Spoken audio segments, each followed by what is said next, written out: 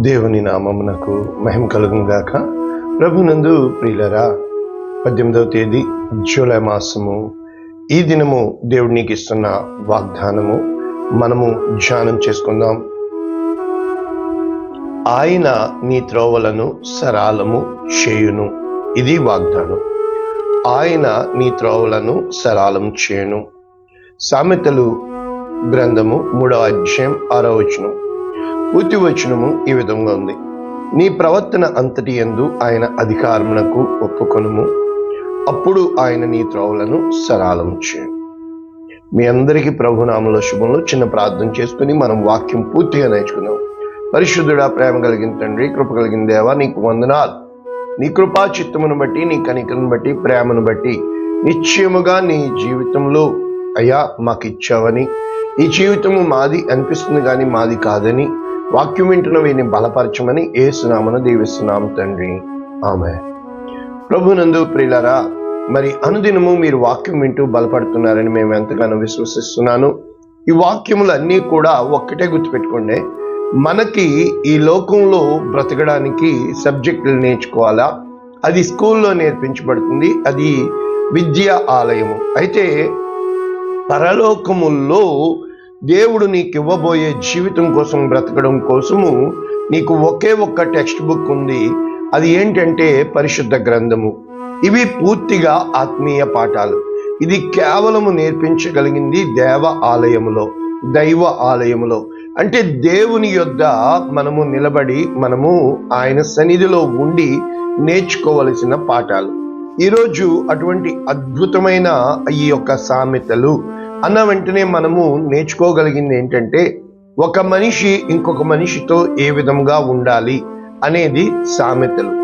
అదే ఒక మనిషి దేవునికి ఏ విధముగా ఉండాలి అనేది కీర్తనలు. అంటే దేవుణ్ణి ఘనపరిచేది, ఇక్కడ మనిషిని ఘనపరిచేదని కాదు, మనుషుల్ని సంతోషపెట్టేదని కాదు. ఒక వ్యక్తి ప్రవర్తన ఏ విధంగా ఉండాలో అది జ్ఞానులు, ములుకోలలు వంటివి వాళ్ళ మాటలు అని చెప్పబడినవన్నమాట. కనుక ఈరోజు ఈ సామెతలు 3 చాలాసార్లు నేను రాసేవాడిని కూర్చొని.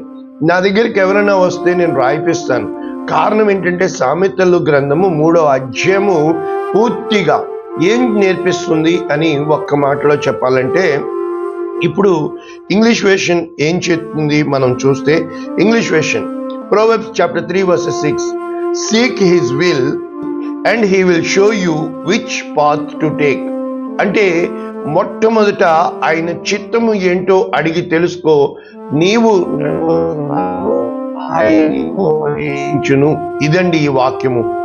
అయితే ఇదే వాక్యము మనము సేమ్ టు సేమ్, అంటే మక్కీకి మక్కీ ఎక్కడ చూడగలుగుతున్నాం అంటే, యెషయా గ్రంథము 48వ అధ్యాయము 17వ వచనము దేవుని యొక్క వాక్యము ఏమని చెప్తుందంటే, నీ విమోచకుడు ఇశ్రాయేలు పరిశుద్ధ దేవుడునైన యెహోవా ఇలాగు సెలవిచ్చుచున్నాడు, నీకు ప్రయోజనము కలుగునట్లు నీ దేవుడనైన యెహోవానగు నేనే నీకు ఉపదేశము చేదును, నీవు నడవవలసిన త్రోవను నిన్ను నడిపించుదును. చూసారా, ఇదే వాక్యము మళ్ళా మనము చూసిన ఎళ్ళ కీర్తనలు 32:8 దేవుని యొక్క వాక్యము ఈ విధంగా నీకు నాకు చెబుతుంది, నీకు ఉపదేశము చేసేదను, నీవు నడవవలసిన మార్గమును నీకు బోధించేదను, నీ మీద దృష్టి ఉంచి నీకు ఆలోచన చెప్పేదను. చూసారా, అంటే నీ మార్గము దేవునికి కావాలి అని అంటున్నాడు. అంటే మనము ఒక రకంగా చెప్పొచ్చు అంటే, యేసు ప్రభు వారు చెప్పారు, నేనే మార్గము, నేనే సత్యము, నేనే జీవం. ఇంతకీ మార్గం అంటే ఏంటి, త్రోవలు అంటే ఏంటి, దారి అంటే ఏంటి, బాట అంటే ఏంటి? నీకు ఎప్పుడైతే నీవు రాత్రి పగలు కష్టపడుతున్నావు కానీ ఎస్ డబ్బు సంపాదిస్తున్నావు, ఎస్ ఆస్తులు ఉన్నాయి, అంతస్తులు ఉన్నాయి, కానీ ఈ త్రోవలు అనేవి ఏంటంటే ప్రభునందు ప్రియులరా, ఇవన్నీ కూడా లోపల నువ్వు తీసుకుంటున్న నిర్ణయాలు, నీవు ఎంచుకుంటున్న నీ ఆలోచనలు, నీవు ఏ విధముగా నీ ప్రవర్తన అనేది నీ నిర్ణయం మీద ఆధారపడి ఉంటుంది. నీ నిర్ణయం అనేది నీ నమ్మకం మీద ఆధారపడి ఉంటుంది. నీ నమ్మకం అనేది ఒకటి నీకు బోధించబడింది, రెండు నీవు అనుభవంతో తెలుసుకున్నది. కనుక ఒకటి బోధించింది, రెండు అనుభవంతో తెలుసుకుంది. ఇవి రెండు కూడా దేవుడు కొట్టిపాడేస్తూ ఉంటాడు. చాలాసార్లు మన జీవితంలో ఏమవుతూ ఉంటుంది అంటే, ప్రభునందు ప్రియులారా, మోసపోతూనే ఉంటాం, దగా పడిపోతూనే ఉంటాం. మనం ఎంతో మంచిగా ఉంటాం, ఎదుటివారికి మేలు చేయాలని తాపత్రయం ఉంటుంది. కానీ ఒక్క మాట, అంటే 24 గంటల్లో ఒక్క మాట హృదయాన్ని గాయపరిచేస్తుంది అంతే. అంటే అర్థం ఏంటంటే, ఈ రోజున మన జీవితం దినములలో గాయపడిపోయినవే ఎక్కువ. కానీ నిజంగా ఆలోచన చేయండి, ఏ విధముగా దేవుణ్ణి మనం స్తుతించగలము అంటే, ఈరోజు మనము నేర్చుకుంటున్నాము the way you are going to choose, the way you choose in. అంటే నీవు ఎంచుకున్న మార్గము అంటే అర్థం ఏంటంటే, నేను ఇలాగు చేసేదను అని ఆ యొక్క తప్పిపోయిన కుమారుడి కథలో నేను నా తండ్రి యొద్దకు వెళ్ళి అని యేసు ప్రభు చెప్తాడు. అదేవిధంగా 12 ఏండ్ల రక్తస్రావ రోగము కలిగిన స్త్రీ తన జీవితంలో అనేక వ్యయములు పడి, అనేక మంది వైద్యుల చేత తిప్పలు పడి, నేను ఇలాగు చేసేదనని యేసు కూర్చి విని, అదే విధముగా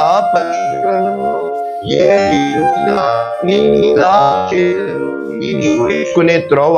మరి ఈ విషయంలో దేవుని యొక్క వాక్యము, అద్భుతమైన వాక్యము, యోబు గ్రంథము 22:28 ఏమని చెప్తుందంటే, నీవు దేనినైనా యోచన చేయగా అది నీకు స్థిరపరచబడును. యోచన, ఆలోచన అంటే నీ మార్గముల మీద వెలుగు ప్రకాశించును. ముహూర్తాలు ఎందుకు చూస్తారు? ఎందుకు 10 మందిని అడిగి వాకబు చేసి ఏదైనా చేయాలంటే వాళ్ళు చేస్తారు? వాళ్ళు ఎంచుకున్న ఆ యొక్క తీసుకున్న నిర్ణయము, ఆ ఎంచుకున్న మార్గము. ఉదాహరణకి ఎందుకు అటు ఇటు చూసి పెళ్లి చేస్తారు? 10 కాలాల పాటు చల్లగా ఉంటారని కదా. కానీ చాలాసార్లు మనం ఎదుటివారిని అడుగుతాము, నాకు తెలుసు నువ్వు అడుగుతుంది ఖచ్చితంగా నువ్వు చేయు, కనుక నా దగ్గర చాలా మంది వస్తారు, అయ్యగారు నన్ను ఏం చేయమంటారు? ప్రార్థన చేసి దేవుని వాక్యములో ఉన్నది వాళ్ళకి చెప్తాను, వాళ్ళు చేయరు. ఇంకొకరిని అడుగుతారు, వాళ్ళకి నచ్చింది, వాళ్ళకి మెచ్చింది చేస్తారు. చేతులు కాలిపోయాయి, అయ్యగారు మీ మాట వినలేదు అంటారా? వినలేదు అనరు, కాలిపోతాయి చేతులు. మళ్ళా ప్రార్థన చేయాలి. అంటే ప్రభువునందు ప్రియరా, దేవుని చిత్తము తెలుసుకొనుట ఎలా? ఇది మనకి ఈరోజు టైటిల్ అయితే నీ మార్గము. అందుకే దేవుని యొక్క వాక్యము, కీర్తనాకారుడైన దావీదు అంటాడు, నీ వాక్యము నా పాదములకు దీపము, నా త్రోవకు వెలుగై ఉన్నది. అంటే వాక్యం అనేది వెలుగులో వెళ్ళాలి అంటే, ఇప్పుడు వాక్యమే కదా నేను మీకు చెప్తున్నాను. నా జీవితంలో ఎన్నో కార్యాల్లో నేను ఎంచుకున్న నిర్ణయము ఖచ్చితంగా నాకులాగే నీకు కూడా, నీ పక్కోడు ఏమంటాడంటే, నీకు ఒక్కడికే దేవుడా, నీ ఒక్కడివే మంచివాడువా? Correct. Each and every one knows they wanted to do good. ప్రతి ఒక్కళ్ళు కూడా మంచి చేయడానికే ప్రయత్నిస్తారు, ప్రతి ఒక్కళ్ళు కూడా మంచిగానే ఆలోచిస్తారు. కానీ the standard is what is good, what is evil, ఏది మంచి ఏది చెడు. దుష్టుల మార్గము నాశనమునకు నడుపును, నీతిమంతుల మార్గము యెహోవాకు తెలియను. అంటే the God knows the way of the righteous.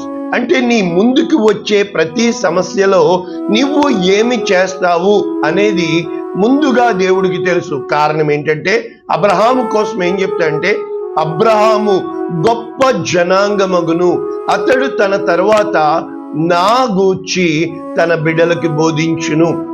అందుకనే దావీదు తన కుమారుడికి చెప్తూ, నా కుమారుడా సొలొమోనా, నీ దేవుడైన యెహోవా అద్వితీయుడైన దేవుడు, ఆయనను నీవు నిశ్చయముగా తెలుసుకుని.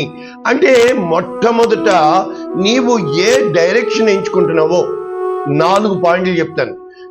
నేను ఎంచుకునే మార్గం ఏంటంటే, చాలాసార్లు ప్రార్థన చేస్తున్నాం అంటాం.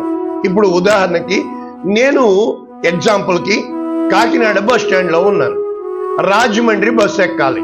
నేను ప్రార్థన చేయాల్సిన పని లేదు. అక్కడ రాజమండ్రి అన్న బస్సు వచ్చినప్పుడు అది ఎక్కితే నేను రాజమండ్రి వెళ్తాను.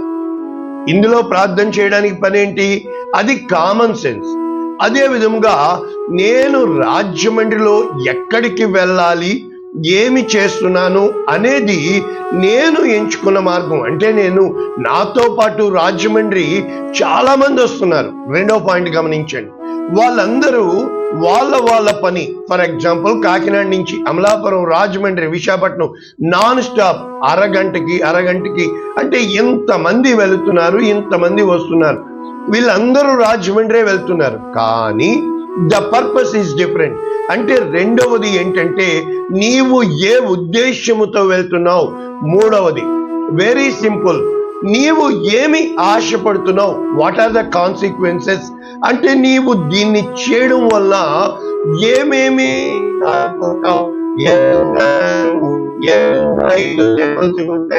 మూడో పాయింట్. నాలుగో పాయింట్ ఏంటంటే గుర్తుపెట్టుకోండి, అది దెన్ అండ్ డే రాదు, ఒక లాంగ్ ప్రాసెస్ లో వస్తుంది. అంటే తీసుకుంటున్న ఈ ప్రతి నిర్ణయము కూడా నీ జీవితాన్ని ఏం చేస్తుందంటే చెప్పనా, ఐ డోంట్ నో వెదర్ జీవితం మారుతుందో లేదో, కానీ నీ హృదయం మారుతుంది. ఒక్క ఐడియా జీవితాన్ని మారుస్తుంది అన్నట్లు ఒక్క నిర్ణయము, అంటే నీ నిర్ణయము ప్రతిసారి పదే తుఫాన్లు, వరదలు కొడతానే ఉంటాయి. నీతిమంతుడు ఎవరో చెప్పనా, తను ఏ నిర్ణయం తీసుకున్నాడో. ఎగ్జాంపుల్కి నేను చెప్పనా, జూలై 9 అయింది కదా, 12 సంవత్సరాలు గాట్ కంప్లీటెడ్. ఆ రోజు పడిపోయినప్పుడు, నేల మీద నా లైఫ్ ఖతం అయిపోయినప్పుడు, నేను తీసుకున్న నా నిర్ణయం నాకు తెలుసు, నేను వెళ్తున్న మార్గము నాకు తెలుసు. ఈరోజు ఎంతో మంది ఎన్నో విధాలుగా చెప్తారు, కానీ ఒక్కటి గుర్తుపెట్టుకోండి, దేవునికి సమస్తము తెలుసు. ఎందుకని? నీవు ఆ రోజు ఆ స్థితిలో, ఈరోజు మీ మీద ఒక నేరం మాపన, నీకు అందరూ వదిలేసినప్పుడు, అన్నీ పోయినప్పుడు, దేవునికి ఎన్నో మొక్కుబడులు చేసుకున్నావు కదా, అన్నీ బాగుంటాయి, అందరూ వచ్చేస్తారు, వదిలిపెట్టిన వాళ్ళు అందరూ చెప్తారు, దేవుని మర్చిపోతావు కదా. ఎంతమంది మొక్కుబడి చేసుకొని నా జీవితంలో నా కన్నీళ్లతో చెప్పిన వారి కష్టంలో నా దగ్గరకు వచ్చి వాళ్ళు బాగుపడ్డాక ఇష్టంలో నన్ను వదిలిపెట్టి వెళ్ళిపోయారు. నిజంగా నేను చేసిన సేవకి వాళ్ళు నాతో ఉండుంటే, ఎందుకు తెలుసా? నేను చెప్పాను ఇప్పుడు, ద ఫైనల్ థింగ్, నీవు ఎంచుకుంటున్న ప్రతి మార్గము. నెంబర్ 4 పాయింట్స్ ఉంటాయి. ఏంటో చెప్పినా, నెంబర్ 1, మనిషి ఎవరన్నా ఏమనుకుంటారు, ఒకరి చేత మాట పడకూడదు, కష్టాలు కన్నీళ్ళు ఇవన్నీ ఎవరికి కావాలా అంటే మనకి తెలియకుండానే మన మనసు, మన మైండ్, నేను చెప్పిన 3 నెలలు నేను ఈ మౌత్ ఓపెన్ కాక లాక్ జా అంటారు. అదేంటో అది ఓపెన్ అయ్యేది కాదు. ఈ విధంగా నేను నోరు తెరిచేవాడిని కాదు, మాట్లాడేవాడిని కాదు. ఏమిటంటే అది మైండ్ నొప్పిని సెన్స్ చేసి అది లాక్ చేసేసేది. అంటే నోరు ఓపెన్ చేయాలి అంటే నేను ఓపెన్ చేయడం ఒక పని. ఎగ్జాంపుల్కి, నాకు ఈ సయాటికా బ్యాక్ పెయిన్ ఉంది, నాకు తెలియకుండా నేను వంకరగా నిలబడేవాడిని. అందరూ చెప్పేవాళ్ళు, ఏంటి వంకరగా నిలబెడుతున్నావు? నాకు తెలిసేది కాదు. నా మైండ్ ఏం చేసేది, ఎక్కడ పెయిన్ ఉందో దాన్ని సెట్ చేసేసుకొని పెయిన్ లేని కంఫర్ట్ జోన్, అమ్మయ్యా ఆదరణ. మనం అందరం ఏం కోరుకుంటామంటే ఆదరణ, ఆచరణ. గుర్తుపెట్టుకోండి, ఆదరణ అంటే నిన్ను నా అమ్మ లేదే, నా బుజ్జి లేదే, నా బంగారం లేదే, ప్రతిదానికి వంతపాడడం అనమాట. అది నిన్ను దద్దమ్మని చేస్తుంది. అయితే ఆచరణ, ఒక నిర్ణయం తీసుకుని దానికోసం నలిగిపోతూ, గుండెల్లో కుమిలిపోతూ, ఏది ఏమైనా నీ పైకి మౌనం. 2 సీక్రెట్లు గుర్తుపెట్టుకోండి. 1 సైలెన్స్, ఎవరికి? మనుషులకి. 2 సైలెన్స్ దేవునికి అర్థం ఏంటో తెలుసా? మనుషుల ఎదుట మౌనంగా ఉండు, దేవుని సన్నిధిలో కనిపెట్టు. ఏ రోజైతే నీవు స్మైల్ అండ్ సైలెన్స్ అని కూడా చెప్పొచ్చు, ఒక చిరునవ్వు, మౌనం, ఇవి రెండు మించిన ఆయుధాలు లేవండి. అంటే నేను నేర్పించేది ఏంటో తెలుసా? ప్రేమ అనేది అప్పటికప్పుడు వచ్చేది. ఒక రోజులో 24 గంటలు ఉన్నప్పుడు ఆ యొక్క నీకు ఉద్రేకం వచ్చినప్పుడు ఉంది చూడు, అవి కంట్రోల్లో పెట్టుకో. నెంబర్ 1. కక్కేయాలనిపిస్తుంది చూడు, నెంబర్ 2 కూల్గా ఉండు. నెంబర్ 3 నీవు కరెక్టు అని వాదించాలని ఉంది చూడు, కామ్గా ఉండు. Don't try to prove yourself that you are righteous. 4వ పాయింట్ చెప్పిన, ప్రతిదీ స్కూల్ ఆఫ్ థాట్స్ అంటారు దీన్ని. 4వ పాయింట్ చెప్పిన, so simple, as much as possible ठंडा ठंडा हो जाओ, లైట్ లేలో, దిల్ పే మత్ లో. ఎందుకో తెలుసా? ఇప్పుడు వస్తున్నాను పాయింట్కి. ఇన్ని పాయింట్స్ ఎందుకు చెప్పానో తెలుసా? నీ హృదయమునకు రారాజు దేవుడు కావాలి. త్వరగా చెప్పనా? ఈ సామెతలు 3వ అధ్యాయము 6వ వచనం ఏం చెప్తుంది? నీ ప్రవర్తన అంతటి యందు, అంటే ఆయన అధికారమునకు ఒప్పుకొనుము, అప్పుడు ఆయన నీతో, ఆయన అధికారమునకు. ఇది ఇక్కడ the ruler of your heart must be, the owner of your heart must be, the king of your heart must be. ఇదన్నమాట.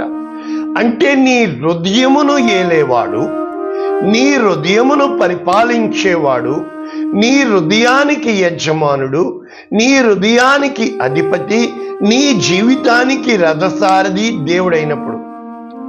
చెప్పావులే అయ్యా, నేను మీకులాగా ఫ్రెండ్లీగా చెప్తాను. అందరూ చెప్తారు కదా, నేను సింపుల్ ఈక్వేషన్ చెప్తాను, మీకు అర్థమయ్యేటట్టు చెప్తాను. ఇక్కడ ఏమంటున్నాడు? 5వ వచనం, నీ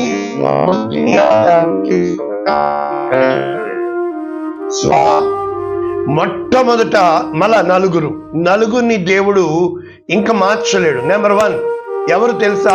స్వనీతి పరుడు. స్వనీతి అంటే ఏంటో తెలుసా?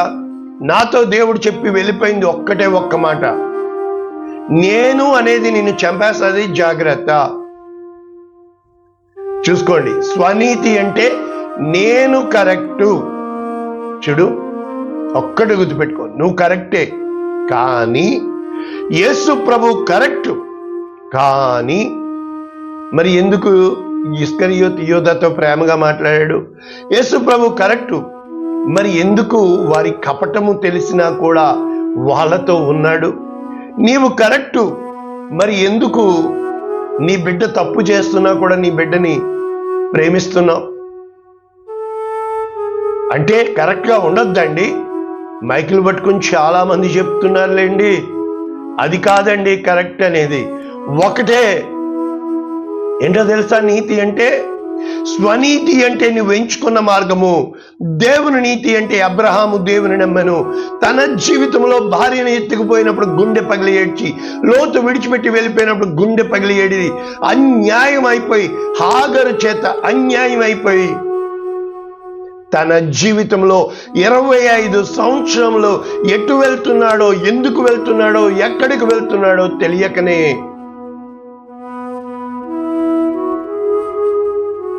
నీ జీవితంలో, నా జీవితంలో స్వబుద్ధి. చెప్పాను కదా 4 పాయింట్లు. Very good, very simple, very simple, very simple. ఎవరు ఆ 4 పాయింట్లు? ఎవరిని? స్వనీతి పనులను. రెండవది ఎవరో తెలుసా? హిపోక్రాట్స్, వేషధారులు. ఎదుటోడిని సింపుల్ గా నటిస్తున్నాడను. ఎస్, వాడు నటిస్తున్నాడు, కానీ వాడి హృదయాన్ని దేవుడు చూస్తున్నాడు. వాడు ఎందుకు నటిస్తున్నాడు? ఇందాక చెప్పానే, silent, smile, leave it. But నీ హృదయంలో గుండెలు పగిలే వేదన ఉంది.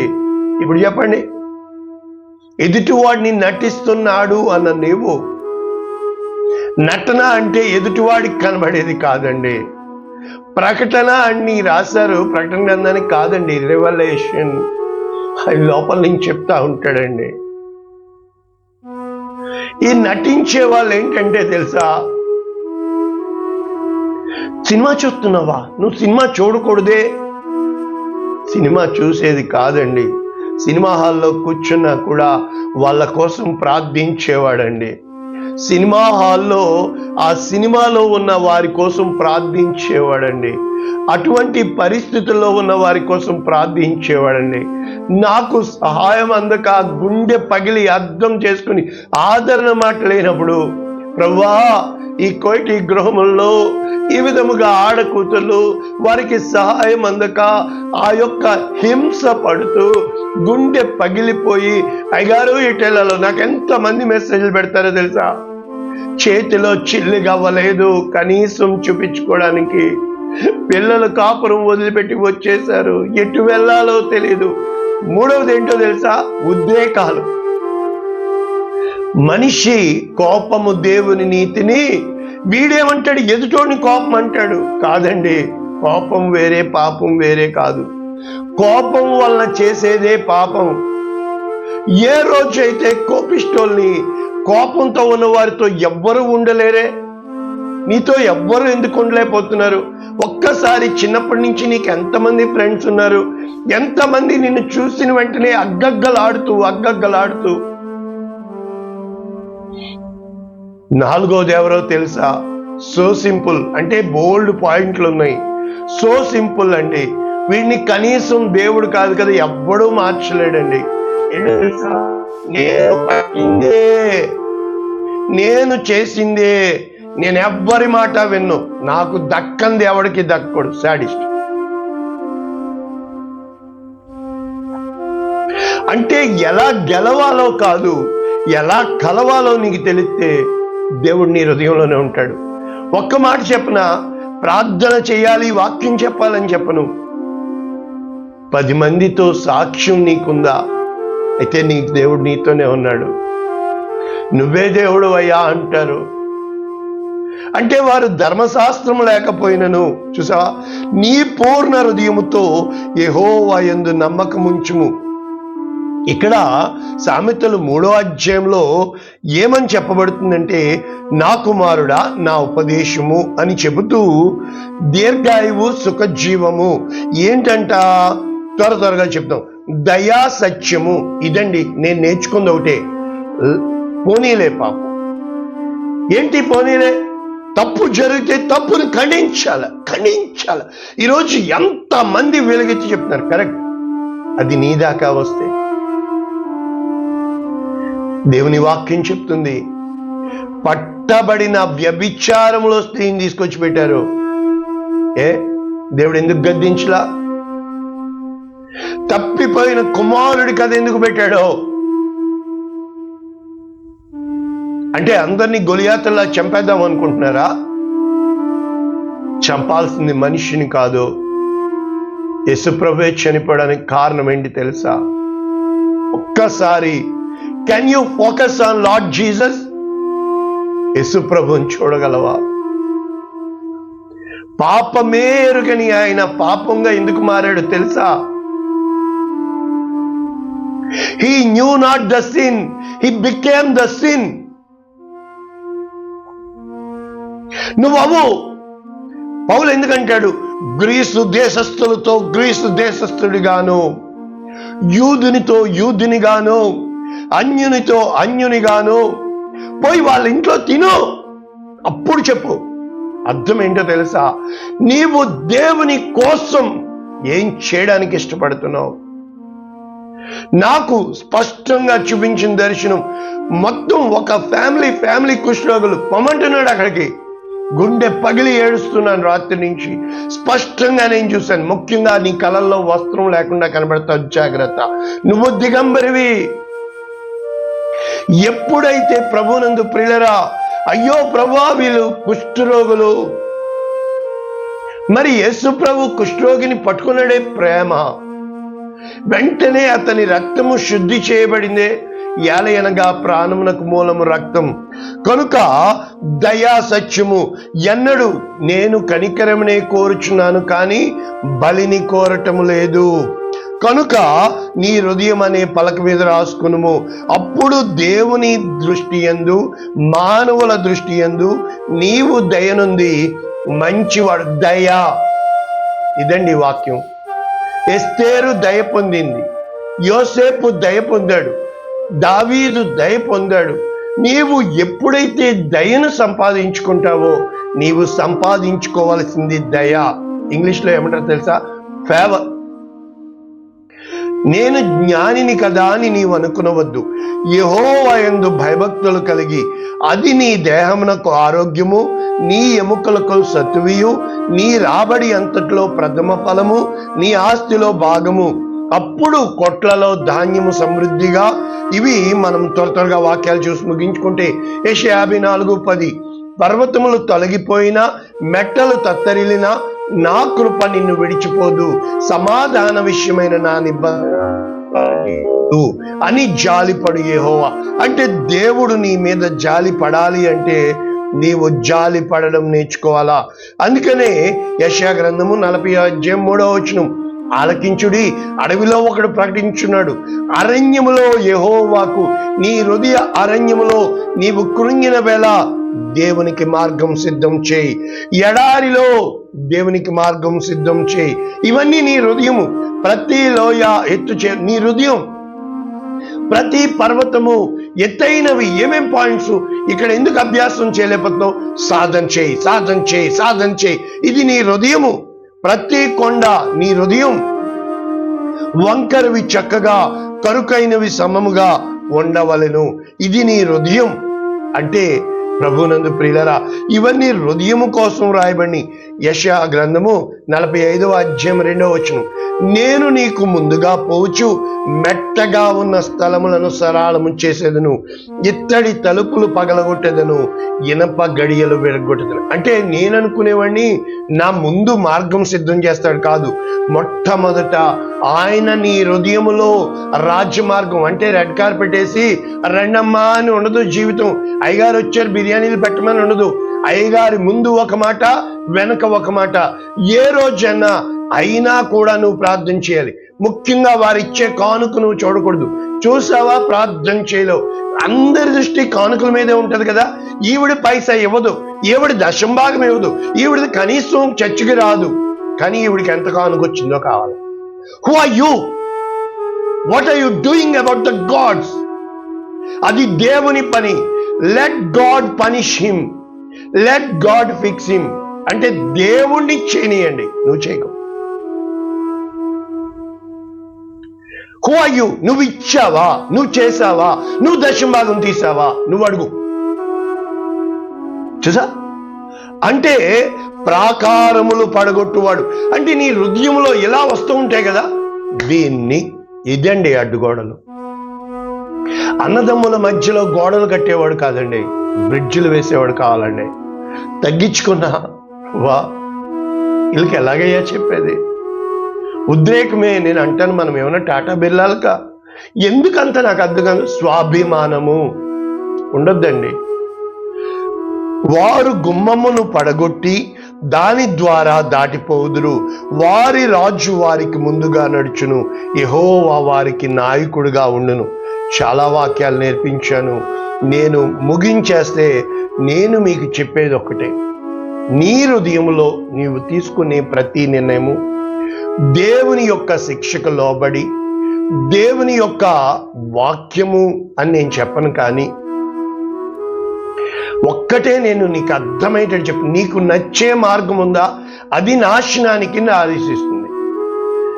నీవు ఎవరినైతే ఇష్టపడవో, ఎవరినైతే తన్నేస్తున్నావో జాగ్రత్త. అక్కడే ఉంటాడు దేవుడు. 100 మంది ఉండే స్టేజ్ మీద ఉండడండి దేవుడు. ఒక్కడు కుమిలి కుమిలి మూలన ఏడుస్తాడు చూడండి, వాడితో ఉంటాడు దేవుడు. నువ్వు చాలా జాగ్రత్త. ఇదొక్కటి నేను నేర్పించాలనుకున్నాను. కనుక మనం ఏం నేర్చుకున్నాం? 3 త్వరగా. మార్గములు అంటే ఏంటి? నీ ఆలోచనలు, నీ ప్రణాళికలు, నీవు తీసుకుంటున్న నిర్ణయాలు. రైట్? కాబట్టి ప్రభునందు ప్రియులారా, ఈ రోజు నుంచి నీ హృదయములోనే యుద్ధ రంగము. అందులో ఒకడిని హీరో చేయొచ్చు, ఒకడిని జీరో చేయొచ్చు. అందులో ఒకడిని చెడుగానే ఉంచొచ్చు, మంచిగా ఉంచొచ్చు. ఫిక్స్ అయిపోయావంటారే? కాదండి, నేను ఫిక్స్ అయిపోయాను, దేవుడు కాదండి. అందుకే దేవుని మొదట నా రాజ్యము నీతిని అన్నీ మీకు అనుగ్రహింపబడను. ఎప్పుడైతే దేవుని నీతి, దేవుని రాజ్యము నీ హృదయంలో ఉంటుందో అందరినీ దేవుడు నీ హృదయాన్ని మారుస్తాడండి, నీ హృదయానికి రారాజు అవుతాడండి. ప్రార్థన చేసుకున్నాం. పరిశుద్ధుడా, ప్రేమ కలిగిన తండ్రి, కృప కలిగిన దేవా, నీకు వందనాలు. విత్తబడిన వాక్యమును దీవించండి. అనుదినము మేము వాక్యం నేర్చుకుంటున్నాం. తెలియదయ్యా ఏ మార్గంలో నడిపించబోతున్నావో. వీరికి నేర్పించడానికి ఇదిగో నేను నడిచి వచ్చిన మార్గం నాకు తెలుసు. ఎడారి వంటి మార్గంలో నేను నడిచాను, అరణ్యం వంటి మార్గంలో నేను నడిచాను. జ్వాలలు నన్ను కాల్చాయి, జలములలో పడి, అయ్యా జ్వాలలో పడి, అగ్నిలో పడి వెళ్ళినప్పుడు, అవునయ్యా ఇవన్నీ మా నిర్ణయాలని మరి ఒకసారి వాక్యం వింటున్న వీరిని నిండారులుగా దీవించి మీ కృపాహస్తాలకి యేసు శ్రేష్టమైన నామమున అప్పగించి దీవిస్తున్నాము తండ్రి. Amen. God bless you all. దేవుడు మిమ్మల్ని దీవించును గాక. ఆమేన్.